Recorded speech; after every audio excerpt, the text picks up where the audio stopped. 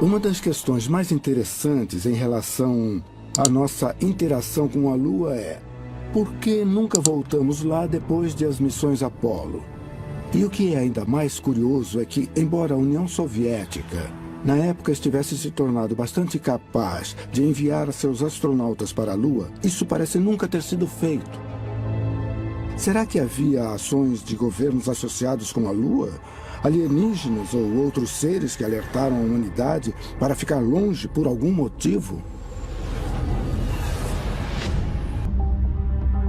Chegar à Lua foi um feito tão inacreditável que até hoje muitas pessoas estão convencidas de que todo o evento foi, na verdade, encenado em um estúdio de Hollywood. Mas sugerem não só que pousamos na Lua, mas que aquilo que foi encontrado lá é mais incrível do que sabemos. Durante a missão lunar Apollo, em 1969, depois do pouso, houve uma falha de 2 minutos que foi muito estranha nas transmissões de rádio. E o que aconteceu durante esses 2 minutos tem provocado muita controvérsia. Columbia, aqui é Houston, checagem de rádio. Over. Columbia, aqui é Houston, over. Entendido. Segundo o cientista e pesquisador da NASA, Otto Binder, vários radioamadores conseguiram interceptar comunicações secretas com o controle da missão que não foram tornadas públicas. Os astronautas aparentemente disseram ter visto objetos extraterrestres na Lua. Inclusive discos voadores parados ao longo da borda de uma cratera bem à vista. Bom, a verdade é que cada um dos astronautas tinha um canal médico separado. Esse canal não era público e podia ter sido facilmente usado para comunicar informações que não deveriam ser ouvidas nas transmissões gerais públicas. O que é muito interessante nessa história, porém, é o fato de que 30 minutos depois do pouso na Lua, a história estava circulando pela NASA. Ei, você ouviu? Eles viram uma coisa na borda de uma cratera. Todos estavam agitados. Eles não sabiam o que fazer. Eles não sabiam se deviam sair. É interessante assistir as imagens de quando eles voltaram da Lua. Eles não estão sentados lá, pulando e se agitando de alegria, dizendo: eu tive a experiência mais incrível da minha vida, eu estive na Lua. Eles não estão dizendo isso. Eles parecem muito solenes, muito deprimidos, estão quase olhando para baixo. Parece que vão vomitar, eles parecem perturbados. Será que viram alguma coisa lá que não puderam contar ao público por causa das implicações? Acredito que aquilo que esse país decidiu fazer era algo que ia ser feito mais cedo ou mais tarde. Descobrimos pela primeira vez que o homem tem a flexibilidade ou a opção de caminhar aqui neste planeta ou em algum outro. Isso é o início de uma nova era. Depois da Apollo 11, a NASA enviou mais 6 missões tripuladas até a Lua, terminando com a Apollo 17 em 1972. A Lua seduz a imaginação dos homens desde o início da civilização. Ela tem 1/4 do tamanho da Terra e é, de longe, o corpo celestial dominante nos céus noturnos. Ela leva cerca de 30 dias para dar a volta à Terra. A Lua brilha, mas não por causa de alguma propriedade da própria Lua. Ela reflete os raios do Sol e isso a faz brilhar. O motivo de a Lua ter fases é que a Terra bloqueia a luz do Sol conforme a Lua se move ao redor da Terra. Então, gradualmente, ela recebe cada vez um pouco mais dos raios do Sol. A Lua tem muita importância. Ela causa as marés que ajudaram na transição da vida do oceano para a terra firme. Ela também estabiliza a inclinação da Terra em relação à sua órbita. Sem a Lua, as influências gravitacionais poderiam fazer os polos dos planetas oscilarem de um lado para o outro, como um marinheiro bêbado. A Terra teria sido um lugar muito mais caótico para que a vida, em especial para que a vida avançada se desenvolvesse se não fosse pela Lua. Embora a Lua seja muito importante para o surgimento da vida na Terra, esse corpo celestial é inabitável. Não há oxigênio respirável. E as temperaturas na superfície chegam a extremos que vão desde 120 graus, quando voltada para o Sol, até 158 graus negativos na sombra. É um ambiente muito sério porque não tem oxigênio. Então os astronautas que estavam na Lua tinham de estar completamente selados. A gravidade da superfície, que é o que realmente conta se você for até lá, é de 1/6 da gravidade da Terra. E é por isso que quando se vê aquelas imagens granuladas dos primeiros astronautas, eles parecem estar pulando e a Lua não tem nenhuma atmosfera.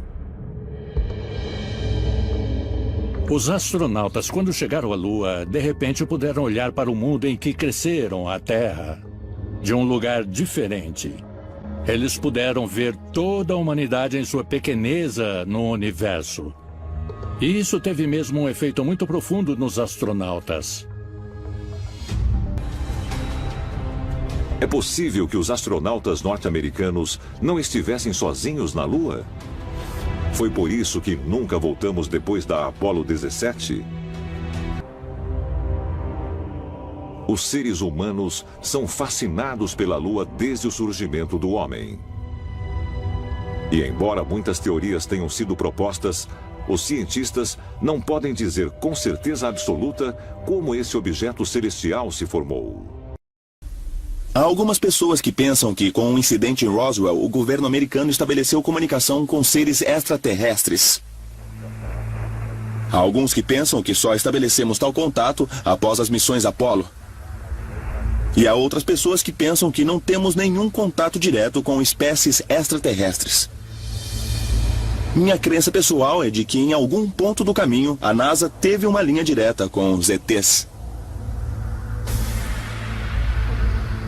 Mas se a NASA possuía evidências de vida extraterrestres, o que ela está escondendo? Parece que tem um objeto bem na sua frente, Mark. Pode dar uma olhada lá? Parece que está na direção de 10, 11 horas.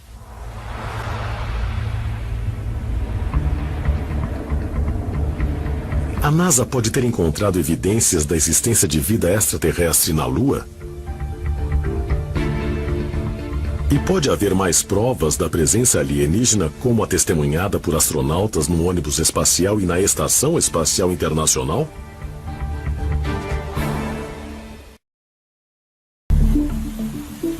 29 de julho de 1958. Em reação ao lançamento bem-sucedido do satélite espacial soviético Sputnik, o presidente Dwight Eisenhower assina a Lei Nacional de Espaço e Aeronáutica, fundando oficialmente a NASA. A NASA foi formada em 1958, parcialmente a partir de uma agência já existente no governo chamada de NACA, que lidava com aeronáutica, e depois com o início do programa espacial que se desenvolvia no Exército e na Força Aérea. A NASA foi fundada para levar os Estados Unidos ao espaço e para ser um concorrente na nova direção que a humanidade seguia, explorando o espaço e o sistema solar. O presidente e o Congresso fundaram a NASA como parte do Departamento de Defesa. O motivo oficial era evitar que os soviéticos roubassem tecnologia americana. Mas alguns acreditam que o verdadeiro motivo para essa confidencialidade não era esconder informação dos soviéticos, mas esconder o segredo do público americano. Muitas pessoas têm a ideia de que a NASA é uma agência civil de ciência, mas ela não é. A lei do Congresso que a criou diz que tudo o que eles descobrirem é sujeito a sigilo e deve ser mantido em segredo e longe do povo americano. O relatório Brookings, que foi comissionado pela NASA logo depois da própria NASA ser criada, foi criado essencialmente para decidir o que a NASA deveria fazer se eles fizessem mesmo algum tipo de contato extraterrestre. Se encontrassem artefatos na Lua ou em Marte, ou se tivessem contato direto com uma inteligência superior, o que deveriam fazer? O relatório Brookings diz especificamente, número 1, não contem a ninguém. Se contar a alguém, você vai acabar destruindo a nossa civilização. Vai nos destruir. Nos últimos anos, oficiais do programa espacial da NASA admitiram manipular registros originais de algumas aterrissagens na Lua e perderem pedras coletadas na superfície lunar. Alguns dizem que fotos que a NASA tirou da Lua e de Marte indicam que eles sabem mais do que nos dizem. Nós vamos ter que nos convencer do fato de que nos contaram a mentira coletiva mais monumental de nossas vidas sobre os grupos não humanos tecnologicamente avançados que fundamentalmente impactam a vida sobre o planeta Terra, e vocês vão achar evidências no lado mais distante da Lua e, sem dúvidas, em Marte também. Toda vez que você olha uma fotografia de uma sonda não tripulada do planeta Marte, há quase sempre uma coisa muito estranha que não pertence ao lugar e que parece estrutural. Carl Sagan costumava falar das pirâmides de Elísio. Mas o que esses homens fizeram longe das câmeras?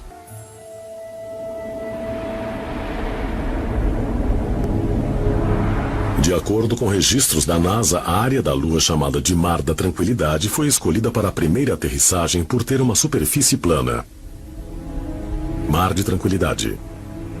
Mas alguns pesquisadores dizem que esse local foi escolhido porque naquela data as coordenadas se alinhavam diretamente sobre o cinturão de Orion. Eles escolheram os locais de aterrissagem primeiramente escolhendo uma data específica, uma latitude e uma longitude específica e uma hora específica também. Depois você tinha que voltar a partir daquela posição para criar o que chamam de janela de lançamento. Para os antigos egípcios, aquela constelação era uma corporificação do grande deus Osíris. Sirius era a representação de sua esposa, de sua irmã e de sua consorte Ísis. Juntos, aqueles dois essencialmente comandavam os céus. E a vida do povo egípcio era ditada pela rotação, pelo movimento e pela localização daqueles dois objetos celestiais nos céus.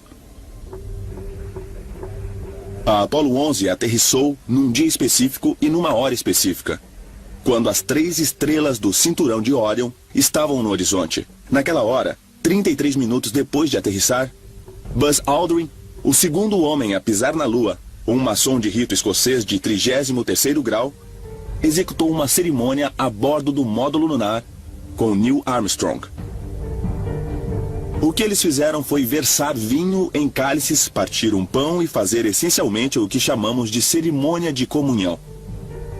O interessante da cerimônia de comunhão é que, apesar de ser católica, ela tem origens num ritual mais profundo e mais antigo, que era uma oferenda ao deus Osíris. Então eles fazem essencialmente uma oferenda a Osíris. Eu acho que é por isso que eles aterrissaram naquela data e horário.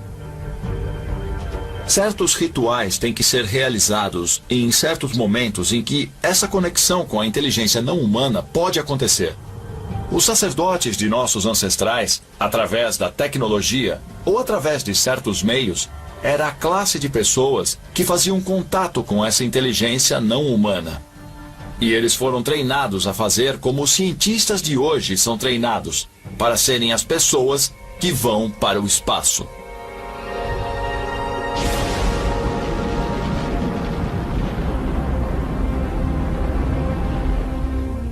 Foram deixados na Lua instrumentos científicos, uma bandeira americana e uma pequena placa comemorativa da missão Apollo 11.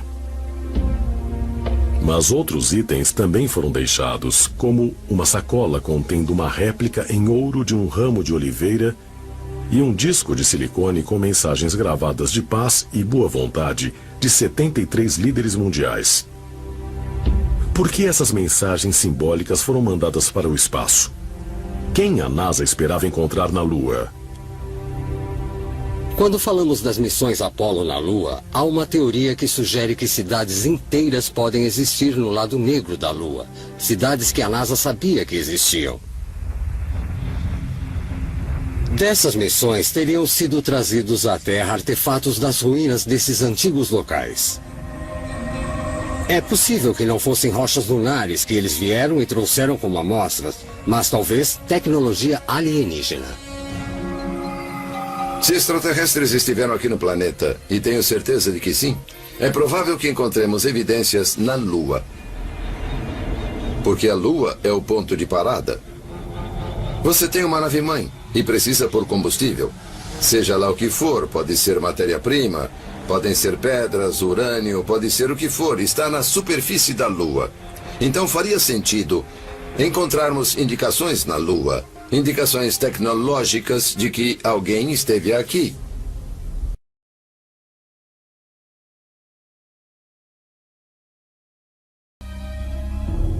Vemos essa prática de passar conhecimento através de uma sociedade secreta desde a época dos tempos dos Illuminati, que acreditavam que poucos escolhidos da elite eram inteligentes o suficiente e capazes de lidar com esse conhecimento secreto, mas não a população como um todo. Então permanece a questão, esse conhecimento foi passado através das sociedades secretas durante gerações? E isso pode relacionar as sociedades secretas que conhecemos nos tempos modernos àquelas dos tempos dos faraós? Como os antigos egípcios, os pais fundadores da NASA partilhavam da crença de que os humanos descendem de seres extraterrestres. O que os membros dessas sociedades secretas sabiam sobre viagem espacial?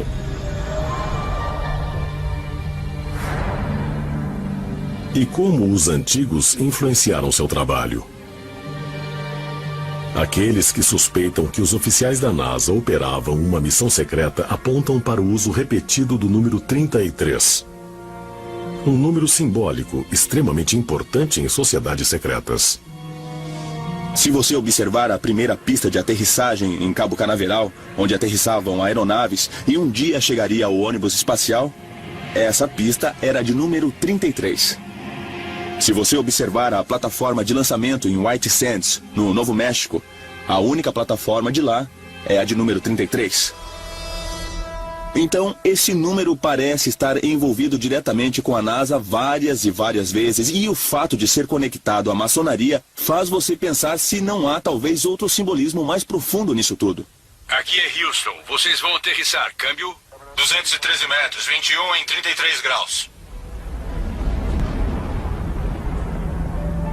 Pesquisadores acreditam que a relação com crenças antigas egípcias também pode ser encontrada no emblema do programa espacial Apollo da NASA. Eles dizem que o A grande no campo estelar simboliza não só o deus grego Apolo, mas também Assar, o deus egípcio mais conhecido como Osíris. Isso é indicado pela reunião de 3 estrelas no centro do A, que representam as estrelas do cinturão de Órion. Você tem que suspeitar que estrelas como Órion e Sirius são muito importantes para a NASA, porque era de lá que as tradições antigas, incluindo a egípcia, diziam que os deuses do espaço tinham vindo. Elas seriam nossas origens. Pesquisadores apontam que o símbolo nos emblemas na missão Mercury são quase idênticos a um grande ícone do Antigo Egito. Alguns pesquisadores acreditam que evidências dos objetivos secretos da NASA podem ser encontradas nas relações íntimas entre seus cientistas fundadores e sociedades secretas. Essas sociedades secretas foram formadas em torno de uma crença de que eles descendiam diretamente daqueles grandes deuses do Antigo Egito, Ísis, Osíris e Horus. Eles consideravam esses deuses a verdadeira origem de sua linhagem e também que os próprios deuses vinham do espaço. No topo estavam os maçons. James Webb, que era diretor da NASA. Um homem chamado Kenneth Kleineth, que era o cabeça do programa Mercury, do programa Apollo e do programa Gemini. Ele era um maçom de rito escocês de 33º grau. Abaixo deles havia a Ordem Hermética da Aurora Dourada, ou os seguidores de Aleister Crowley. Pessoas como Jack Parsons, da JPL, se reuniram e acabaram sob o mesmo teto, com os mesmos objetivos,